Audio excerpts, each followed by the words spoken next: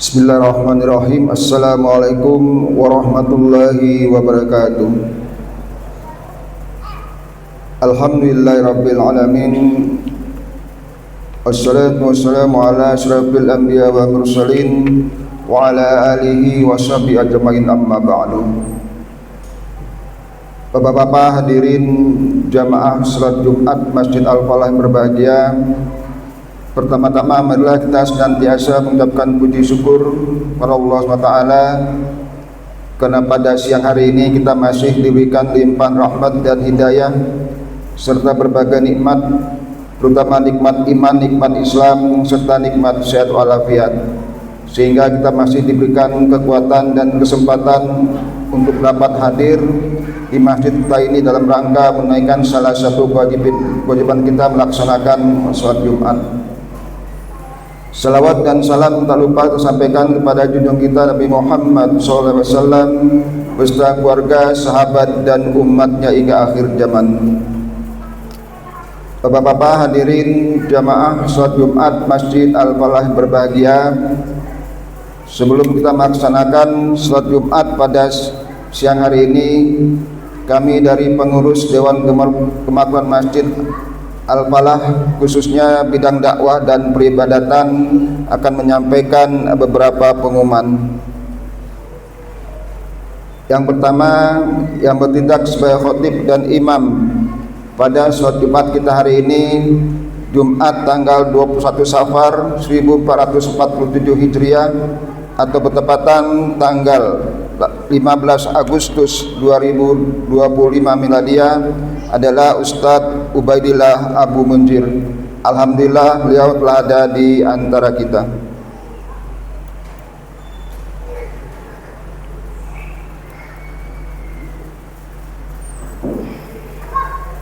Selanjutnya yang bertindak sebagai muadzin Bapak Saiful Anwar dan Bilal Ustadz Matrois.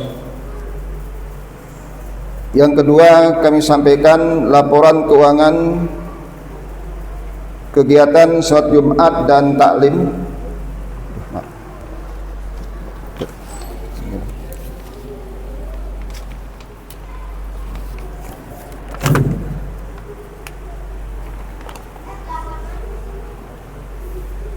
Kami ulangi. Yang kedua, kami sampaikan laporan kegiatan sholat Jumat dan taklim. Pemasukan saldo akhir pertanggal 7 Agustus 2025 sebesar Rp1.685.000. Adapun kotak infak Jumat tanggal 8 Agustus 2025 sebesar Rp1.488.000, sehingga jumlah pemasukan Rp3.173.000. Selanjutnya, untuk pengeluaran operasional kegiatan sholat Jumat dan taklim pekan lalu serta biaya operasional rutin dan bulanan masjid sebesar Rp1.476.000, sehingga saldo pertanggal 14 Agustus 2025 sebesar Rp1.697.000. Sekali lagi kami mengucapkan banyak-banyak terima kasih kepada para jamaah sekalian, bapak-bapak hadirin yang telah memberikan infak dan sedekahnya demi menunjang segala kegiatan atau aktivitas yang ada di Masjid Al-Falah ini, baik itu aktivitas dakwah maupun peribadatan ataupun aktivitas pembangunan, renovasi maupun penyediaan sarana dan prasarana yang ada di Masjid Al-Falah ini. Mudah-mudahan segala infak dan sedekah yang diberikan dicatat oleh Allah SWT sebagai amal jariah dan insya Allah akan dibalas dengan pahala yang berlipat ganda. Amin amin ya rabbal alamin. Selanjutnya insya Allah untuk besok Sabtu malam Ahad ba'da sholat maghrib tanggal 23 Safar 1447 Hijriah atau bertepatan tanggal 16 Agustus 2025 kembali di Masjid Al-Falah diadakan taklim rutin malam Ahad yang insyaallah narasumbernya adalah Ustadz Haji Muhammad Ali Aswad MAG. Selanjutnya insyaallah pada hari Ahad malam tanggal 17 Agustus 2025 ba'da isya. Seperti biasa di Masjid Al-Fal diadakan zikir bersama dengan membaca surat Yasin dan Ratibul Hal Adat. Kami himbau kepada para jamaah sekalian, bapak-bapak hadirin yang khususnya yang ada di perumahan Pusna Harapan dan sekitarnya, mari kita sama-sama luangkan waktu untuk dapat hadir dalam segala kegiatan taklim maupun kajian yang ada di Masjid Al-Fal ini, termasuk acara zikir bersama. Sebagai usaha kita dalam rangka menambah pengetahuan atau ilmu kita tentang Islam, dan juga dalam rangka memakmurkan masjid kita ini, dan juga dalam rangka mendekatkan diri kepada Allah SWT.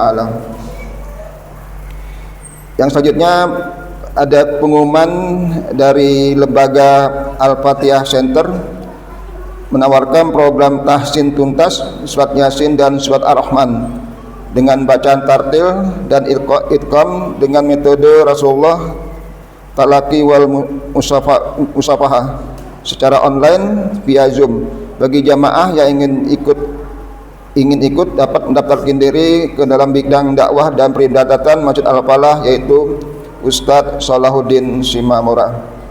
Demikian beberapa pengumuman yang dapat kami sampaikan. Sebelum kami tutup, kembali kami himbau kepada para jamaah khususnya yang ada di lantai 1 atau di ruang aula yang sanggup atau mau atau mampu naik ke lantai 2, kami harapkan dapat mengisi shop-shop di lantai 2 yang masih kosong. Perlu kita ketahui bahwa ruang utama sholat Jumat kita ada di lantai 2 ini, maka untuk kesempurnaan sholat berjamaah hendaknya ruangan di lantai 2 ini dipenuhi lebih dahulu. Dan kepada para jamaah sekalian yang membawa alat komunikasi, HP dan lain sebagainya, mohon selama sholat berjumat berlangsung dinonaktifkan agar suaranya nanti tidak mengganggu kekhusyuan sholat kita. Demikian beberapa pengumuman yang dapat kami sampaikan. Lebih kurangnya kami mohon maaf. Wabillahi taufiq wal hidayah. Wassalamualaikum warahmatullahi wabarakatuh.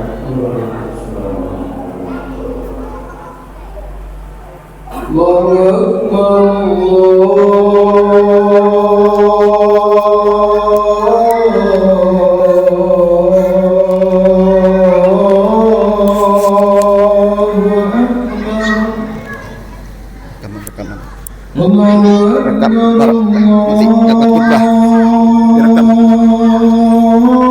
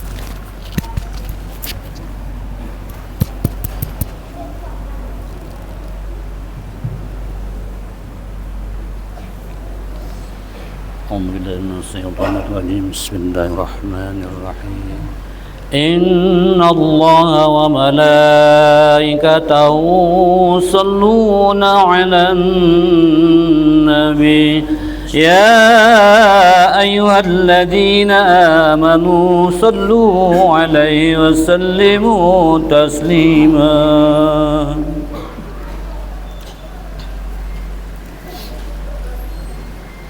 Assalamualaikum warahmatullahi wabarakatuh. Waalaikumsalam warahmatullahi wabarakatuh.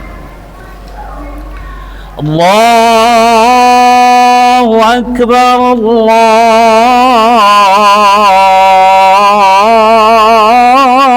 أكبر الله أكبر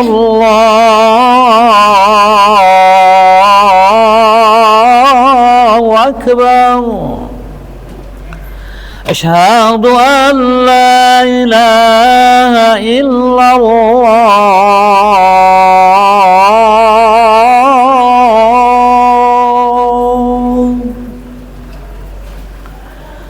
أشهد أن لا إله إلا الله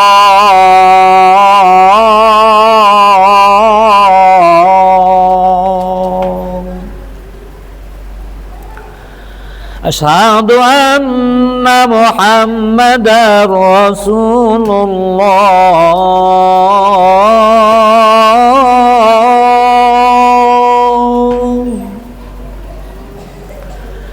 أشهد أن محمدا رسول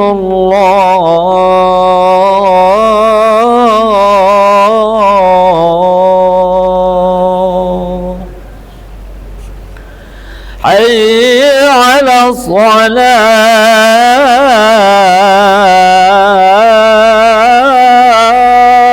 الصلاة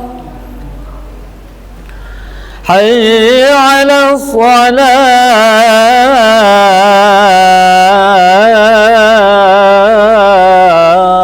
الصلاة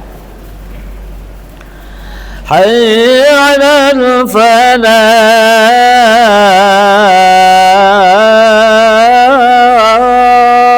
الفلاح حي على الفلاح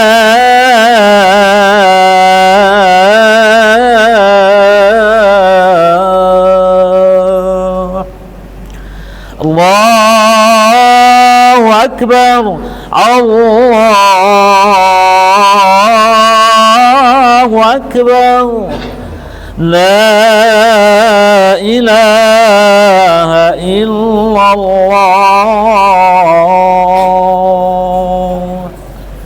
اللهم رب الصلاة القائمة باللي والدي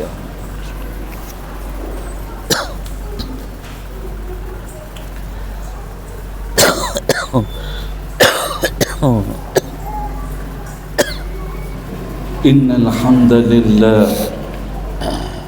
نحمده ونستعينه ونستغفره ونعوذ بالله من شرور أنفسنا ومن سيئات أعمالنا من يهده الله فلا مضل له ومن يضلل فلا هادي له وأشهد أن لا إله إلا الله وحده لا شريك له وأشهد أن محمدا عبده ورسوله لا نبي بعده اللهم صل وسلم وبارك على سيدنا محمد وعلى آله وصحبه أجمعين أما بعد ويا عباد الله أوصيكم ونفسي بتقوى الله وطاعته لعلكم تفلحون وقال الله تعالى في القرآن الكريم وهو أصدق القائلين أعوذ بالله من الشيطان الرجيم بسم الله الرحمن الرحيم يا أيها الذين آمنوا اتقوا الله حق تقاته اتقوا الله حق تقاته ولا تموتن إلا وأنتم مسلمون وقال الله تعالى في آية أخرى يا أيها الذين آمنوا اتقوا الله وقولوا قولا سديدا يصلح لكم عملكم ويغفر لكم ذنوبكم ومن يطع الله ورسوله فقد فاز فوزا عظيما معاشر المسلمين وزمرة المؤمنين رحمكم الله. Tiada kata yang dapat mewakili atas nikmat aliran darah, hembuskan nafas, denyut jantung, langkah kaki, ayunan tangan, selain kata alhamdulillah. Di mana salawat serta salam tak lupa kita sampaikan kepada orang yang paling banyak berzikir, orang yang paling banyak bersyukur, yaitu baginda Nabi besar Muhammad sallallahu alaihi wasallam beserta keluarganya, para sahabatnya sekalian, serta pengikutnya yang istiqamah hingga yaumil akhir. Tak lupa Al-Fakir selaku khatib berwasiat pada jemaah sekalian, wabil khusus dari Al-Fakir, marilah kita senantiasa berupaya, kita senantiasa berusaha untuk selalu meningkatkan kualitas serta kuantitas ketakwaan kita pada Allah Subhanahu wa ta'ala, yaitu dengan senantiasa melaksanakan segala apa yang diperintahkannya dan menjauhi dengan sekuat tenaga segala apa yang dilarang. Manakala yang demikian itu dapat kita tunaikan dengan istiqamah, niscaya Allah akan memberikan jalan keluar dari segala permasalahan yang kita hadapi dan akan memberikan rezekinya dari arah yang tidak kita sangka-sangka. Sebagaimana hal ini Allah Subhanahu wa ta'ala memberikan jaminan dengan firman-Nya dalam kitab suci-Nya, "Wa may yattaqillaha yaj'al lahu makhraja wa yarzuqhu min haitsu la yahtasib." Dan barang siapa bertakwa pada Allah Subhanahu wa ta'ala, niscaya Allah akan memberikan jalan keluar dari segala permasalahannya dan memberikan rizki dari arah yang tidak disangka-sangka. Hadirin dan jemaat rahimakumullah, di antara upaya kita untuk meningkatkan ketakwaan kita pada Allah Subhanahu wa ta'ala adalah dengan senantiasa bersyukur kepada Allah Subhanahu wa ta'ala.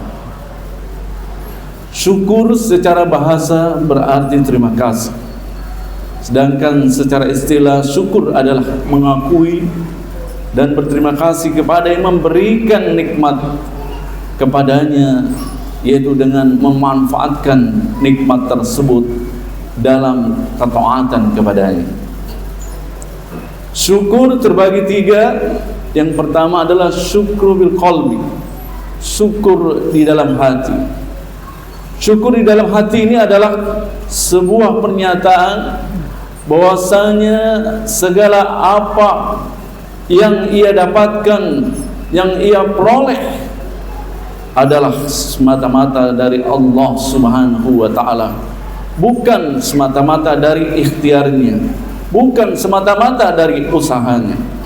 Maka seorang mukmin senantiasa meyakini bahwasanya segala bentuk nikmat yang diperolehnya adalah semata-mata diyakini dari Allah Subhanahu wa ta'ala. Syukur yang kedua adalah syukur bil lisan, syukur yang kita ungkapkan dengan lisan kita ketika kita mendapatkan nikmat dari Allah Subhanahu wa ta'ala. Apakah nikmat itu kecil, apapun nikmat itu besar, maka hendaknya kita ungkapkan dengan mengucapkan hamdalah, yaitu pujian bagi Allah Subhanahu wa ta'ala. Hadirin Jumat rahimakumullah. Yang ketiga adalah syukur bil arkan, syukur dengan amal perbuatan. Ketika kita mendapatkan nikmat dari Allah Subhanahu wa ta'ala, maka kita gunakan nikmat tersebut dengan kita aplikasikan, dengan kita amalkan dengan perbuatan kita yang tentunya di jalan Allah Subhanahu wa ta'ala. Karena dengan kita gunakan nikmat tersebut, maka Allah kelak akan memberikan nikmat yang lebih baik lagi kepada kita. Namun sebaliknya, ketika kita kufur terhadap nikmat tersebut, maka tunggulah azab Allah yang pedih. Sebagaimana peringatan dari Allah Subhanahu wa ta'ala di dalam Al-Quran surat Ibrahim ayat 7, Allah Subhanahu wa ta'ala berfirman, la in syakartum la azidannakum wa la in kafartum inna adzabi lasyadid. Jika kamu bersyukur, niscaya akan kami tambahkan nikmatku, dan jika kamu kufur, sesungguhnya azabku sangat pedih. Hadirin sidang Jumat rahimakumullah. Saat ini kita berada pada bulan Agustus, bulan di mana bangsa Indonesia memperingati kemerdekaannya. 80 tahun yang lalu dikumandangkan proklamasi oleh pendiri bangsa kita, di mana pendiri bangsa kita mengumandangkan proklamasi setelah ia berusaha berjuang mengusir penjajah dengan darahnya, dengan segala payahnya ia mengusir penjajah yang tentunya ia iringi dengan bertauhid pada Allah Subhanahu wa taala. Maka korelasinya ketika para pejuang di dalam mengundangkan kemerdekaannya, mereka yakin bahwa kemerdekaan itu bukan karena atas perjuangan mereka. Perjuangan itu tiada lain adalah atas berkat rahmat Allah Subhanahu wa taala. Para pendahulu begitu amat yakin bahwasanya kemerdekaan ini kalau tidak ada rahmat Allah maka tidak akan terwujud. Karenanya hal ini pun dituangkan dalam Undang-Undang 1945 pada alinea ketiga. Hadirin sidang Jumat rahimakumullah. Oleh karena demikian, maka sebagai bentuk rasa syukur kita pada Allah Subhanahu wa taala, kita pun berterima kasih pada para syuhada, para pejuang yang telah menjadikan negeri kita merdeka, yaitu dengan turut mendoakan mereka, di mana dengan doa kita agar mereka mendapatkan balasan dari Allah Subhanahu wa taala. Karena orang-orang yang senantiasa berterima kasih, orang-orang yang senantiasa tidak melupakan orang yang berjasa padanya, terlebih pada bangsanya, maka orang itu pun adalah orang yang senantiasa bersyukur kepada Allah Subhanahu wa taala. Man la yashkurun nas lam yashkurullah. Barang siapa yang tidak berterima kasih kepada manusia, maka ia pun tidak bersyukur kepada Allah Subhanahu wa taala. Hadirin sidang Jumat rahimakumullah. Karenanya ketika kita menyikapi rasa syukur kita pada Allah Subhanahu wa taala atas nikmat kemerdekaan yang kita raih, hendaknya kita isi kemerdekaan ini dengan kegiatan-kegiatan, dengan perbuatan-perbuatan yang tentunya tidak mengundang murka Allah Subhanahu wa taala. Karena begitu banyak kita menyaksikan fenomena di negeri ini ketika mereka merayakan kemerdekaan ini, mereka isi dengan hal-hal yang berbau maksiat pada Allah Subhanahu wa taala. Bukannya bentuk ketaatan kepada Allah Subhanahu wa taala, akan tetapi bentuk kemaksiatan kepada Allah Subhanahu wa taala yang tentunya bisa mengundang dari murka Allah Subhanahu wa taala. Hadirin kita Jumat rahimakumullah. Karenanya kita pun ketika mengisi kemerdekaan ini, kita turut meneruskan sebagaimana perjuangan para syuhada, para pejuang di jalan Allah Subhanahu wa taala, mana mereka rela mengorbankan hartanya, mereka pun rela mengorbankan jiwanya demi bumi pertiwi yang tentunya tiada lain dia mengharap ridho dari Allah Subhanahu wa taala. Hadirin sidang Jumat rahimakumullah.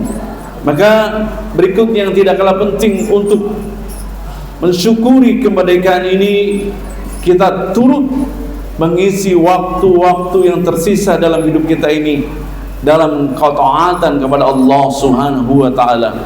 Hadir di majlis-majlis ilmu, hadir di majlis-majlis zikir, itu segala bentuk upaya kita syukur kepada Allah Subhanahu wa taala atas segala nikmat yang kita rasakan sampai saat ini. Karena tidak ada jaminan negeri kita akan seperti ini. Karena begitu banyak contoh di beberapa negara, karena kurangnya mereka rasa syukur kepada Allah Subhanahu wa taala, maka negeri mereka pun pada akhirnya menjadi cerai-berai. Maka untuk menghindari hal tersebut, hendaknya kita senantiasa selalu berada di jalan Allah Subhanahu wa taala agar kita menjadikan negeri kita sebagai harapan para pendahulu kita, baldatun thayyibatun wa rabbun ghafur, akan terwujud sebagaimana cita-cita kita. Demikian khutbah yang singkat ini, semoga bisa bermanfaat. Semoga Allah Subhanahu wa taala senantiasa memberikan kita kekuatan untuk istiqamah di jalannya. Barakallahu li wa lakum fil Qur'anil Karim wa nafa'ani wa iyyakum bima fihi minal ayati waz zikril hakim. Wa taqabbal minni wa minkum tilawatahu innahu samiul 'alim. Wa rabbi ighfir warham anta khairur rahimin. اللهم صل على سيدنا محمد وعلى علي سيدنا محمد.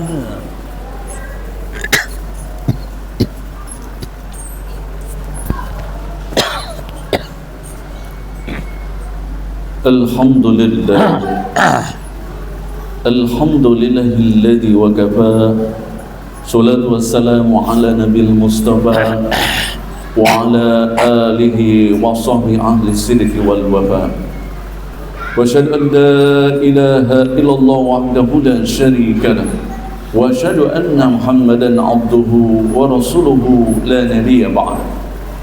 اللهم صل وسلم وبارك على سيدنا محمد وعلى آله وصحبه أجمعين. أما بعد، فيا أيها الناس أوصيكم ونفسي بتقوى الله وطاعته لعلكم ترحمون.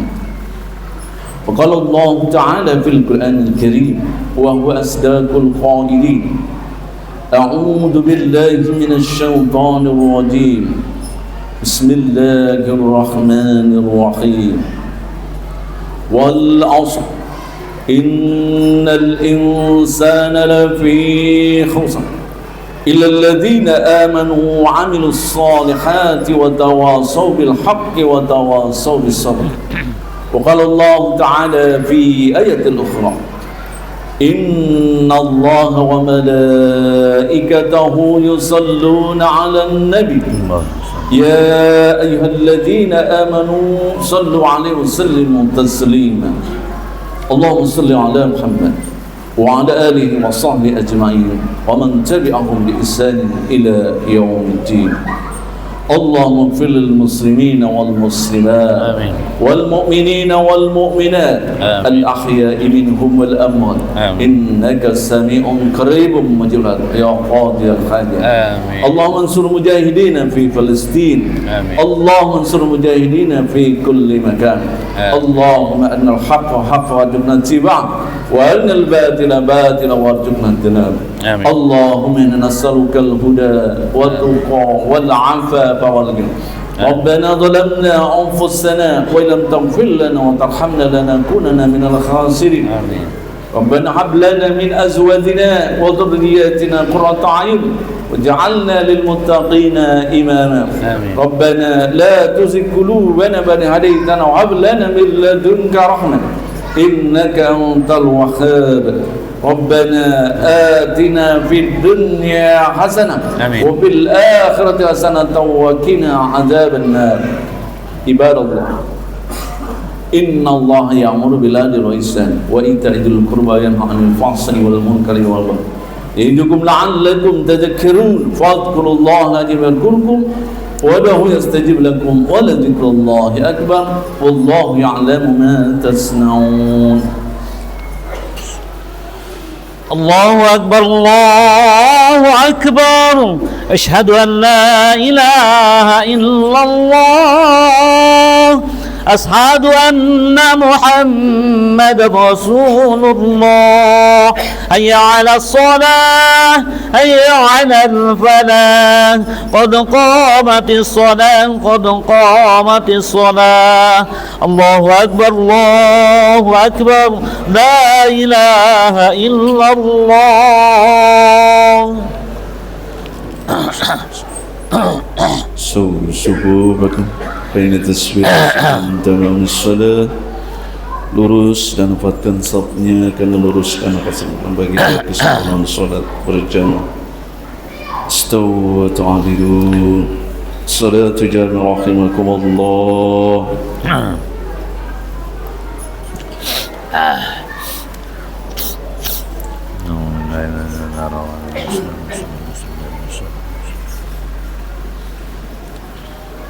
Allahu Akbar. Allah.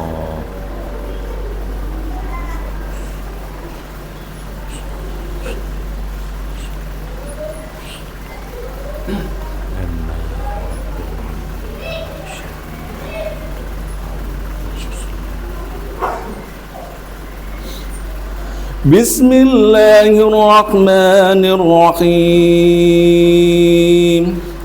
الحمد لله رب العالمين. الرحمن الرحيم. مالك يوم الدين.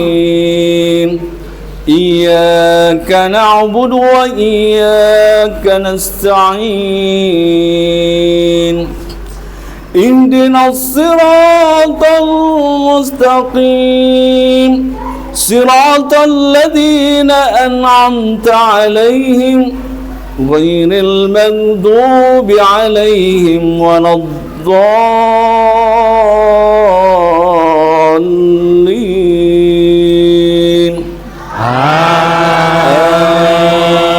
آمين. يا أيها الذين آمنوا اتقوا الله حق تقاته. اتقوا الله حق تقاته ولا تموتن إلا وأنتم مسلمون. واعتصموا بحبل الله جميعا ولا تفرقوا. واذكروا نعمة الله عليكم إذ كنتم أعداء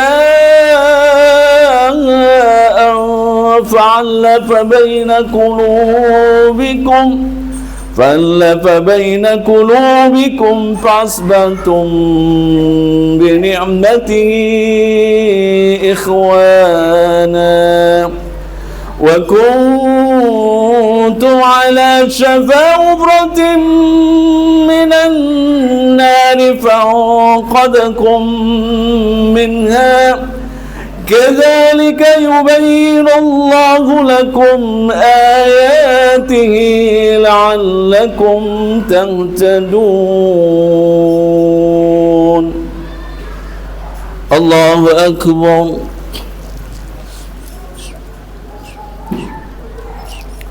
سمع الله لمن حمده. ربنا لك الحمد. الله أكبر.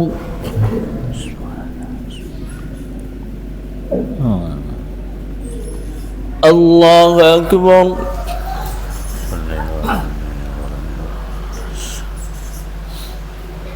الله أكبر.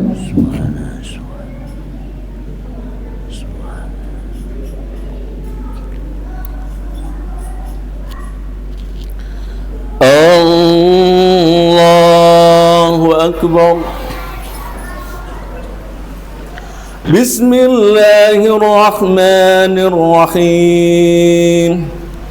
الحمد لله رب العالمين. الرحمن الرحيم. مالك يوم الدين. إياك نعبد وإياك نستعين. اهدنا الصراط المستقيم. صراط الذين أنعمت عليهم غير المغضوب عليهم ولا الضالين.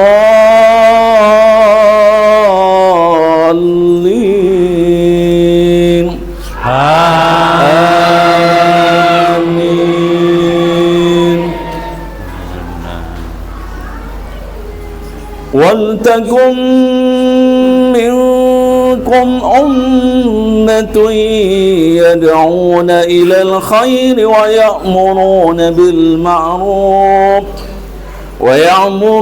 بالمعروف وينهون عن المنكر وأولئك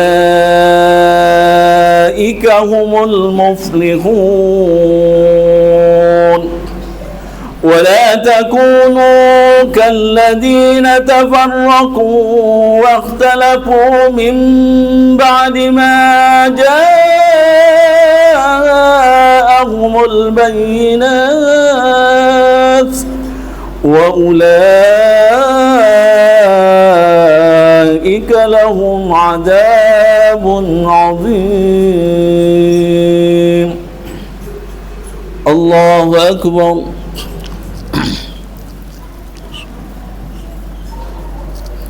سمع الله لمن حمده. ربنا لك الحمد. الله أكبر. الله أكبر.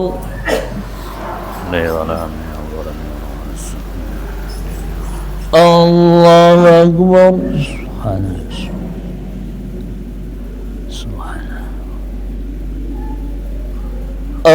الله أكبر.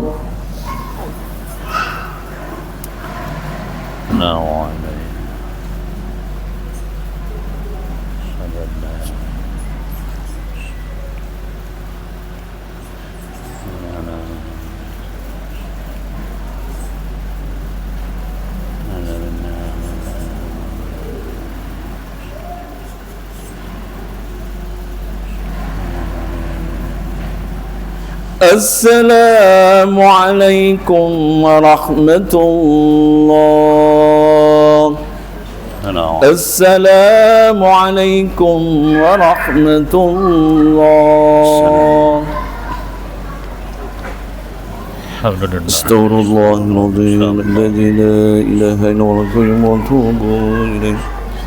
استغفر الله العظيم الذي لا إله إلا هو القيوم وأتوب إليه. استغفر الله العظيم الذي لا إله إلا الله ولا شريك له له الملك والميت وعلى كل شيء قدير.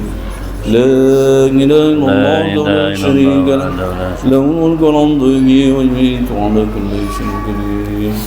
لا إله إلا الله ولا شريك له له الملك والميت وعلى كل شيء قدير. لا إله إلا الله ولا شريك له له الملك والميت وعلى كل شيء قدير. اللهم زدنا اللهم أنت السلام منك السلام إليك يعود السلام. حينا ربنا السلام وأدخلنا دار السلام.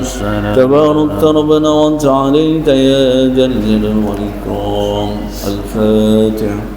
أعوذ بالله من الشيطان الرجيم. بسم الله الرحمن الرحيم. الحمد لله رب العالمين الرحمن الرحيم مالك يوم الدين. إياك نعبد وإياك نستعين. اهدنا الصراط المستقيم صراط الذين أنعمت عليهم غير المغضوب عليهم ولا الضالين. استغفر الله واستغفر الله لنا وصلي وسلم في الأولين والآخرين. سلم الله تبارك وتعالى كل صعبة رسول الله أجمعين. بسم الله الرحمن الرحيم. الحمد لله رب العالمين. حمد الشاكر حمد النائم حمد يوافي ويكافئ مزيدا. يا ربنا لك الحمد ولك الملك ولك الشكر كما ينبغي لجلالك الكريم وعظيم سلطان. اللهم صل وسلم على سيدنا محمد وعلى آل سيدنا محمد. اللهم أعنا على ذكرك وشكرك وحسن عبادتك. اللهم اغفر لنا ولوالدينا وارحمهم كما ربونا صغارا. اللهم مقلب القلوب ثبت قلوبنا على دينك. اللهم نعوذ بك من الحمد والأجر ونعوذ بك من العجز والكسل آمين يا ونعوذ الله. بك من الجبن والبخل ونعوذ بك من غلبة الدين وقهر الرجال آمين. اللهم إنا نسألك علما نافعا ورزقا طيبا وعملا متقبلا اللهم إنا نسألك الهدى والتقى والعفاف والغنى اللهم وفقنا بحلالك عن حرامك وأغننا بفضلك عمن سواك اللهم إنا نسألك سلامة في الدين وعافية في الجسد وزيادة في العلم وبركة في الرزق وتوبة قبل الموت ورحمة عند الموت ومغفرة بعد الموت الله أعن علينا في سكرات الموت والنجاة من النار والعفو عند الحساب ربنا ظلمنا أنفسنا وإن لم تغفر لنا وترحمنا لنكونن من الخاسرين آمين.